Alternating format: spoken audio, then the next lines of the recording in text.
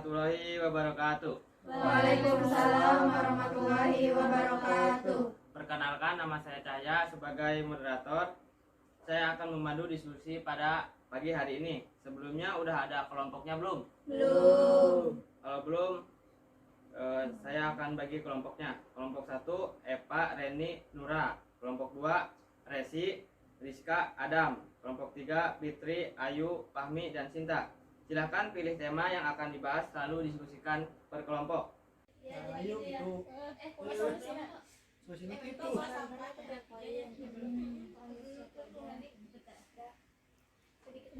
penyebab Kita kayak buang sampah gitu di keluarga. terus Yuk, tentang COVID.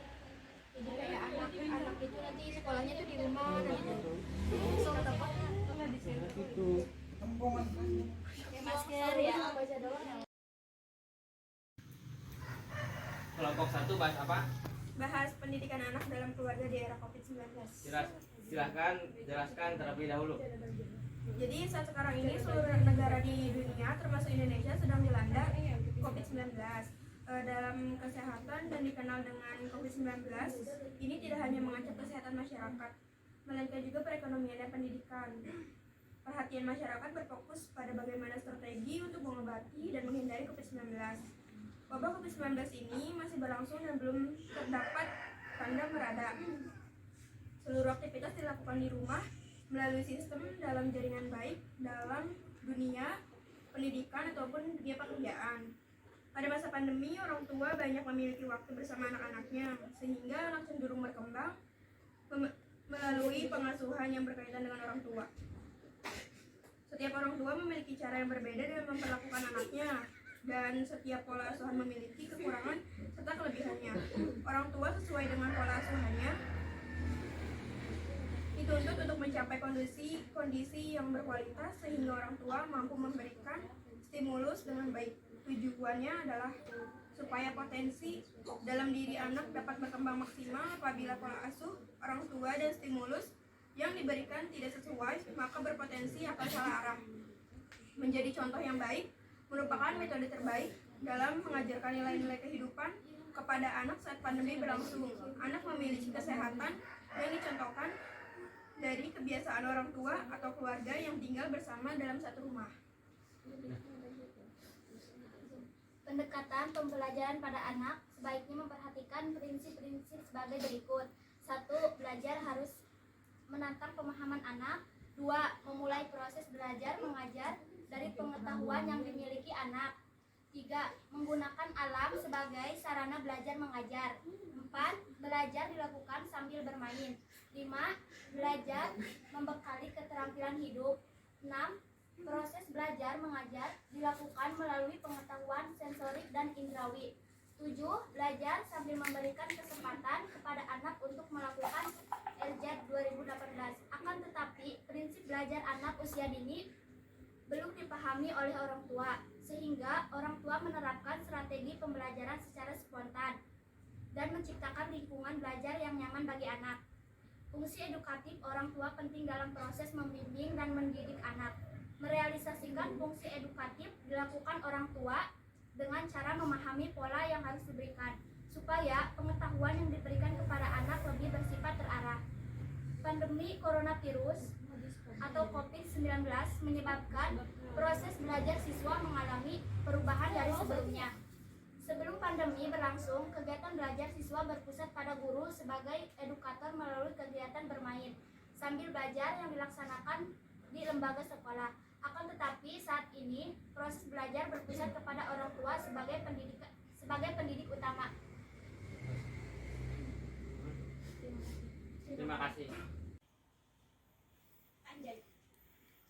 Kelompok 2 bahas apa? Polusi udara akibat aktivitas kendaraan bermotor di jalan perkotaan Pulau Jawa dan Bali. Jelaskan terlebih dahulu. Aktivitas transportasi khususnya kendaraan bermotor merupakan sumber utama pencemaran udara di daerah perkotaan. Menurut Soedomo DKK 1990, transportasi darat memberikan kontribusi yang signifikan terhadap setengah dari total emisi SPM 10. Untuk sebagian besar timbal PDX di daerah perkotaan dengan konsentrasi utama terdapat di daerah lalu lintas yang sebagaimana tingkat pencemaran udara sudah dan hampir melampaui standar kualitas udara ambien. Sejalan dengan itu, pertumbuhan pada sektor transportasi yang diproyeksikan sekitar 6% sampai 8% per tahun. Pada tahun 2020, setengah dari jumlah penduduk Indonesia akan menghadapi permasalahan pencemaran udara perkotaan yang didominasi oleh emisi dari kendaraan bermotor. Hasil uji emisi gas buang kendaraan bermotor tahun 2001 yang dilakukan di Kota Bandung oleh Badan Pengelola Lingkungan Hidup Daerah atau BPLHD dari jumlah kendaraan sebanyak 1.468 buah yang berbahan bakar bensin dan solar. Sebagai berikut, yang pertama, yang berbahan bakar bensin sekitar 56% melalui baku mutu yang ditetapkan.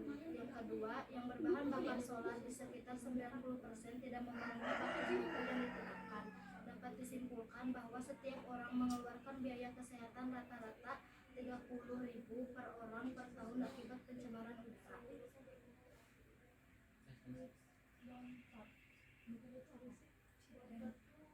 Solusi strategi pengendalian dari evaluasi tingkat pencemaran udara dari kota besar selain bahan bakar dan jenis kendaraan.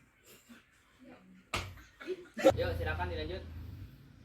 Selain bahan bakar dan jenis kendaraan dan volume kendaraan yang mengaruhi tingkat pencemaran udara, faktor lain adalah kendaraan, topografi daerah, faktor meteorologi dan reaktivitas kimia setiap parameter.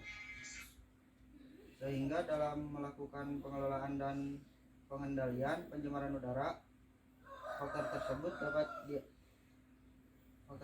dapat di atas harus Ayo dilanjut materi selanjutnya. Untuk solusi memperhatikan kondisi di atas, maka perlu dilakukan program pengelolaan dan pengendalian pencemaran udara di daerah perkotaan. Sebagai langkah awal dapat dilakukan kegiatan monitoring untuk mengetahui sejauh mana tingkat pencemaran udara di perkotaan, sehingga dapat menentukan prioritas pengelolaan dan pengendalian yang harus dilakukan. Strategi pengendalian yang pertama, dari hasil evaluasi tingkat pencemaran udara dari toko-toko besar udara dari kota-kota besar, selain bahan bakar dan jenis kendaraan dan volume kendaraan. Kelompok 3 bahas tentang apa? Bencana banjir. Apakah udah didiskusikan? Udah. Silakan jelaskan materinya. Jadi bencana banjir terdapat beberapa genangan pada lahan yang biasanya kering seperti pada lahan pertanian, pemukiman, pusat kota. Banjir dapat juga terjadi karena debit atau volume air yang mengalir pada suatu sungai atau saluran drainase melebihi atau di atas kapasitas pengalirannya. Air biasanya tidak menjadi persoalan bila tidak menimbulkan kerugian, korban meninggal atau luka-luka. Tidak merendam pemukiman dalam waktu lama, tidak menimbulkan persoalan lain bagi kehidupan sehari-hari. Bila genangan air dicapai cukup tinggi dalam waktu lama dan sering, maka hal tersebut akan mengganggu kegiatan manusia. Dalam 10 tahun terakhir ini, luas area dan frekuensi banjir semakin bertambah dengan kerugian yang makin besar. Terjadinya banjir disebabkan oleh kondisi dan fenomena alam atau topografi atau curah hujan, kondisi geografis daerah dan kegiatan manusia yang berdampak pada perubahan tata ruang atau guna lahan di suatu daerah. Banjir di sebagian wilayah Indonesia yang biasanya terjadi pada Januari dan Februari diakibatkan oleh intensitas curah hujan yang sangat tinggi. Misalnya intensitas curah hujan DKI Jakarta lebih dari 500 mm BMKG 2013. Akibatnya pada waktu turun hujan maka hutan sudah tidak mampu untuk menyerap air. Air hujan akan langsung mengalir sebagai aliran permukaan dan terjadi banjir. Dampak banjir secara umum, dampak banjir dapat bersifat langsung maupun tidak langsung. Dampak langsung relatif lebih mudah diprediksi daripada dampak tidak langsung. Dampak yang dialami oleh daerah perkotaan di mana didominasi oleh pemukiman penduduk juga berbeda dengan dampak yang dialami di daerah pedesaan yang didominasi oleh area pertanian. Penanggulangan banjir, mengingat banjir sudah terjadi secara rutin, makin meluas, kerugian makin besar, maka perlu segera dilakukan upaya-upaya untuk mencegah dan menanggulangi dampaknya, yang dapat dilakukan secara struktural maupun non-struktural.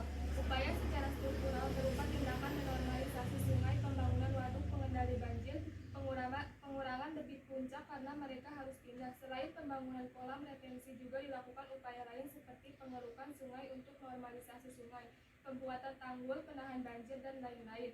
Upaya non-struktural merupakan upaya penyesuaian dan pengaturan kegiatan manusia supaya harmonis dan serasi dengan lingkungan. Contoh upaya non-struktural adalah pengaturan maupun pengendalian penggunaan lahan atau tata ruang, penegakan peraturan atau hukum, pengawasan penyuluhan kepada masyarakat, dan lain-lain. Baik, semua materi dan penjelasan udah semuanya. Sekarang Bapak beri waktu 5 menit untuk menyimpulkan kesimpulan dari masing-masing kelompok. Baik, Jadi, kesimpulan pendidikan anak dalam keluarga di era COVID-19 ini adalah pandemi COVID-19 memberikan tanggung jawab kepada orang tua menjadi pendidik utama bagi anak. Orang tua bertugas sebagai pendamping anak dalam mengerjakan tugas, yaitu dengan cara membantu anak mengerjakan tugas, belajar dari lingkungan sekitar, dan memberikan pengetahuan kepada anak mengenal COVID-19. Setiap keluarga memiliki cara berbeda dalam melaksanakan pendidikan dari rumah. Pelaksanaan pendidikan anak dalam keluarga belum sepenuhnya memperhatikan prinsip belajar anak usia dini, namun orang tua sudah berhasil menciptakan kenyamanan belajar pada anak. Terlihat dari pemberian fasilitas belajar yang memadai, pendampingan dalam pengerjaan tugas, pemberian reward oleh orang tua dan guru. Keberhasilan tersebut terpantau dari antusias anak dalam proses belajar. Data-data di atas, maka 4 pendekatan strategi yang mungkin diterapkan dalam upaya pengendalian di ruas jalan: pemilihan alignment jalan tidak melalui daerah dekat permukiman, sekolah, dan perkantoran, menyediakan kapasitas jalan yang memadai untuk menghindari kemacetan lalu lintas, menghindari penempatan perpotongan jalan yang sibuk, memperhitungkan pengaruh arah angin dalam penentuan lokasi jalan dan bangunan perlengkapannya. Ya. Ini kesimpulan dari kelompok kami mengenai banjir, yaitu program pengendalian banjir sudah banyak dilakukan, namun banjir frekuensi lamanya, intensitas, luas genangan terus meningkat. Perubahan tata ruang atau guna lahan lebih banyak pengaruh atau kontribusinya terhadap terjadinya banjir dibandingkan dengan pembangunan fisik pengendali banjir. Perencanaan tata ruang wilayah dan kota serta upaya kerjasama sebagai pihak dan daerah diharapkan dapat berkontribusi dalam pengelolaan bencana banjir, khususnya memperkecil kemungkinan dampak memperkecil kemungkinan dampak negatif yang terjadi serta memanfaatkan potensi dan peluang yang tersedia di kawasan bencana banjir dan tetap memperhatikan kondisi masyarakat setempat. Baik, terima kasih. Baik, diskusi hari ini udah selesai. Sebelumnya kita ucapkan alhamdulillah. Kurang lebihnya mohon maaf. Wabillahi taufiq wal hidayah. Wassalamualaikum warahmatullahi wabarakatuh. Waalaikumsalam warahmatullahi wabarakatuh.